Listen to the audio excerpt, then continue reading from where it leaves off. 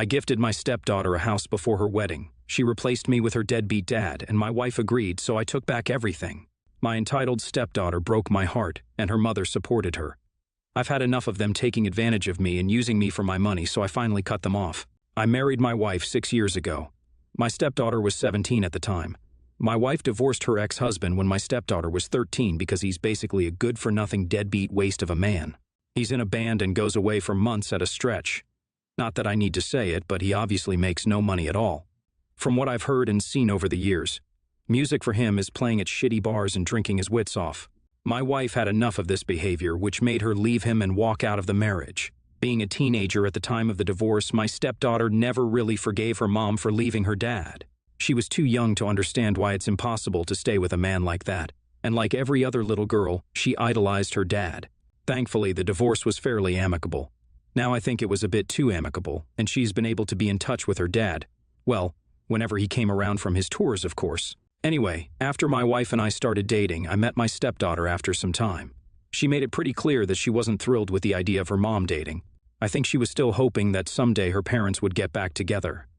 Needless to say, that never happened, so I guess she kind of resented me from the very beginning of my relationship with her mother. I could feel it from the beginning, but didn't take it personally because, come on, that's just a kid. I tried my best to be affectionate to her while maintaining the right boundaries.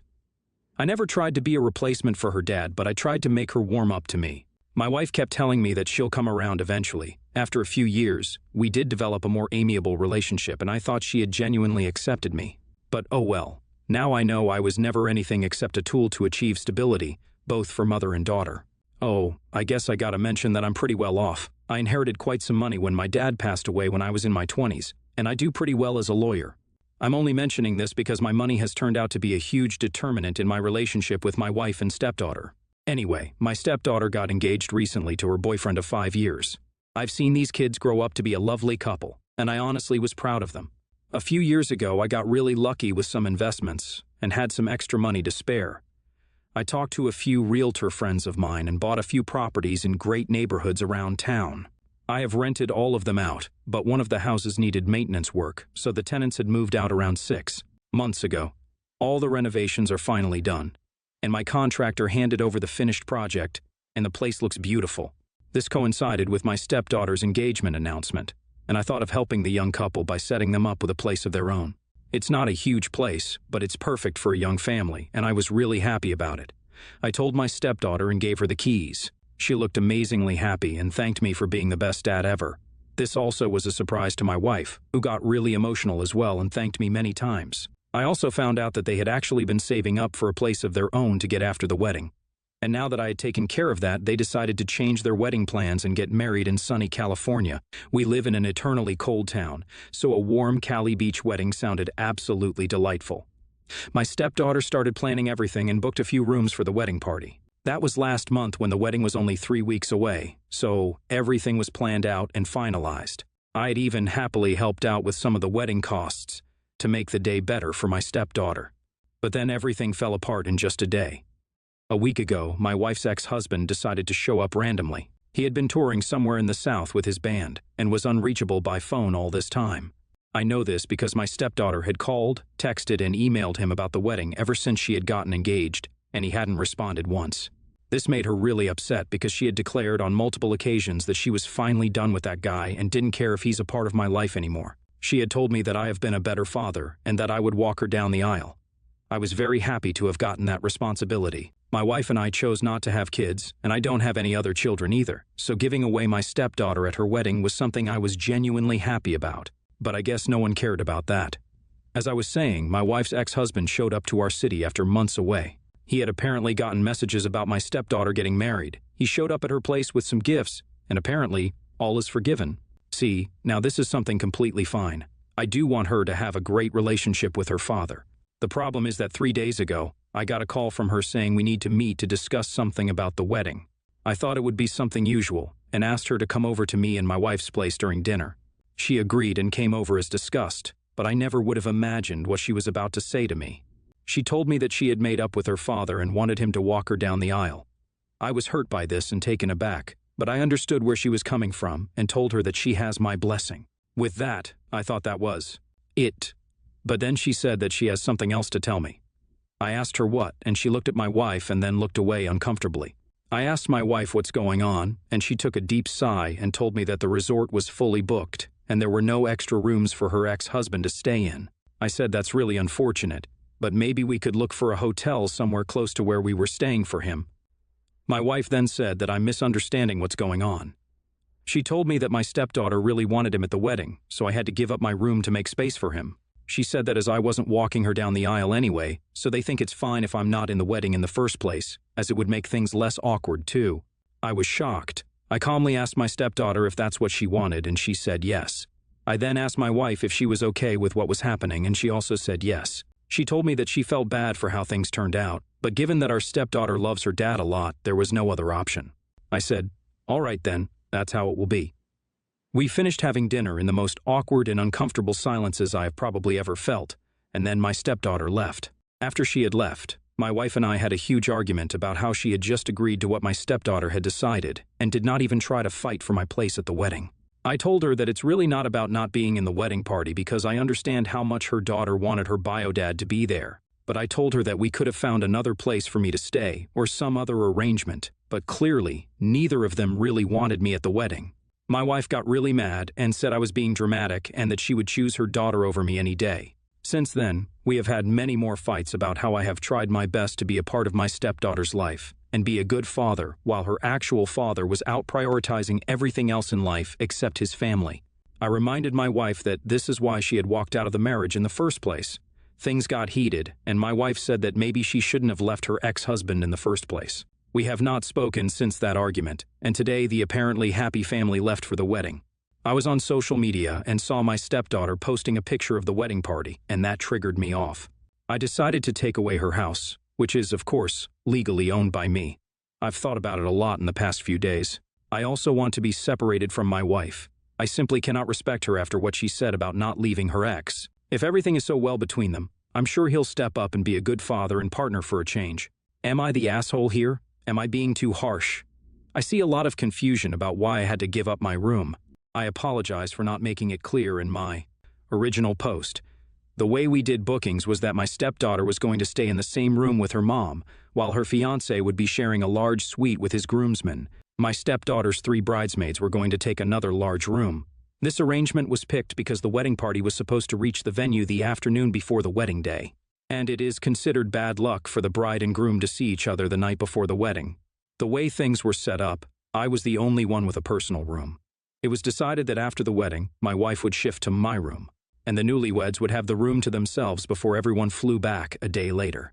I met a lawyer and started the necessary paperwork for the divorce. The much-awaited wedding party is flying back tomorrow, and I cannot wait to see the reactions of my stepdaughter and my wife when I tell them that they have both lost their houses. Oh, I guess I forgot to mention that I am keeping the house. I inherited it from my parents, and it is still legally owned by my mother. She is 89 and presently in a nursing home. I've checked with the lawyer, and he has assured me that since my mom is still alive, I don't have to worry about losing the house in the divorce. Neither my wife or stepdaughter has reached out to me since they've gone to California, so I think it's more than fair for me to assume they're fine without having me in their lives. I've broken the news in style. My stepdaughter was greeted with an eviction notice as soon as she stepped into her house. She called me up screaming about how I can't do this to her and how I've ruined everything because she was supposed to leave for her honeymoon 2 days later. But she can't afford to go now because she needs to look for a new place to live. I told her to ask her amazing father for help. I told my wife that I'm divorcing her as soon as she reached home. I've already packed up her things and said that she is welcome to take anything that was not already in the house when she moved in. Boy, she was not expecting that. Ha ha. She tried to convince me to rethink, but then my stepdaughter called her when she found out what I've done. She lost all decency and called me some terrible names. I told her the same thing that she said to me. I told her that maybe she really shouldn't have left her ex all those years ago. NTA. So your stepdaughter and ex-wife loved you while you were paying for everything, but the moment the deadbeat, negligent dad shows up, you're replaced without a thought? What truly terrible people. You never should have given her the house or helped with wedding expenses in the first place, Opie. They just used your money. Whatever you did served them right. NTA. I can't believe she chose her bio father over you. Honestly, I kind of feel sorry for her because he will definitely disappoint her sooner or later. It's really shitty that she made you feel like you're important to her but kicked you out of the wedding so carelessly. She definitely could have had both her biological father and you walk her down the aisle. I'm sure the living situation would have been solved somehow, but it's clear that they didn't care enough about you. Glad you kicked those parasites out of your life. Also, I love how you used your ex-wife's own line against her. Good luck with the divorce. I hope it goes smoothly. I, 28 female, have been on keto for the last 2 years. I tried it because I was always feeling bloated and crappy after eating, and was struggling to lose weight. Keto really helped with my IBS and other gastro symptoms, and I've lost some weight, and I'm keeping it off. My brother, 25, male, married my sister-in-law, 24, female, last year. Sister-in-law and I have always been cordial, and she's a nice lady, but we haven't gotten close yet. I'm really close to my brother, so I see him often and usually have lunch or dinner together at least once a week. Sister-in-law eats a ton of fast food and pasta, and just generally unhealthy stuff, but works out a lot, so manages to stay thin. She doesn't have the most mature palate, but bro is pretty open-minded and had tried and liked keto food with me. She and my brother know I'm keto, and sister-in-law sometimes makes fun of me for it and tells me I should just eat some pasta a lot and just work out as she does. Usually it's just a few joking sorts of comments every now and then, and she's not rude about it, so I've let it slide. Yesterday, I invited her and her brother to my place for dinner. I asked him and sister-in-law if they had any preferences or ideas for what to have for dinner. My brother said anything was fine, and they were excited for my cooking. I made a tasty keto meal and tried to make stuff I thought sister-in-law would like too. I did bacon-wrapped sausages as a main, one of my favorites, and then a slide of cauliflower rice with broccoli and bacon. They came over, and my sister-in-law was acting a little strange as I brought out the food and asked jokingly where the bread was, but everything was going fine. We were partway through the meal when my brother asked what everything was. I told them, and my sister-in-law got upset, saying that I tricked them with fake rice and that I was being sneaky and unreasonable and tried to force keto on her. She refused to eat with us after that and ordered some fast food takeout. I was a little offended, and then I suggested to my brother afterwards that maybe we could just do a meal, the two of us. And sister-in-law overheard and accused me of trying to force others to do keto and leaving her out, and why couldn't I just make real rice or pasta like a normal person, and that I should have known better than to make my weird food for other people. I didn't mean to offend my sister-in-law. I guess I should have known and tried to make some carbs, but the food was really tasty, and I didn't think I was forcing anyone. So, sanity check here, am I the asshole? NTA. I'm not keto and not interested in being keto, but who serves and requires bready, starchy carbs with every primary meal? I mean, a protein and veggies is a pretty standard dinner around here. I do bread, rice, and pasta with dinner maybe 3 times a week. I think that's pretty normal. My wife lost her mother to cancer 2 years ago. It was horrible and took a toll on everyone, but obviously, my wife more than anything. They were very close, pretty much best friends. We knew it was coming, and the illness took over our lives, which is to be expected. I also knew my wife would struggle when she finally did pass, so I tried to convince her to go to therapy, but she's refused. We have 2 older children, 13 and 6, and this year she gave birth to our youngest. This is the only grandchild my mother-in-law never got to meet. The whole pregnancy was very bittersweet, and my wife kept saying, "I wish Mom was here.